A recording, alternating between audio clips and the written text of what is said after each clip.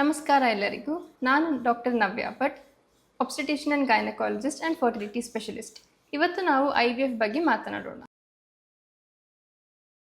IVF ಎಂದರೆ ಇನ್ vitro fertilisation.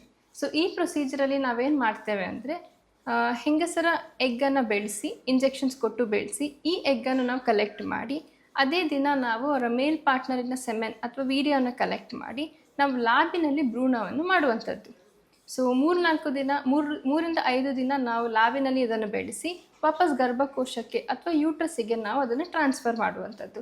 So ಇದಕ್ಕೆ ನಾವು ಇನ್ವಿಟ್ರೋ ಫರ್ಟಿಲೈಸೇಷನ್ ಅಥವಾ ಲ್ಯಾಬಿನಲ್ಲಿ ನಾವು ಭ್ರೂಣ ಮಾಡೋದ್ರಿಂದ ಇನ್ವಿಟ್ರೋ ಫರ್ಟಿಲೈಸೇಷನ್ ಅಥವಾ ಟೆಸ್ಟ್ ಟ್ಯೂಬ್ ಬೇಬಿ ಎಂದು ಹೇಳ್ತೇವೆ.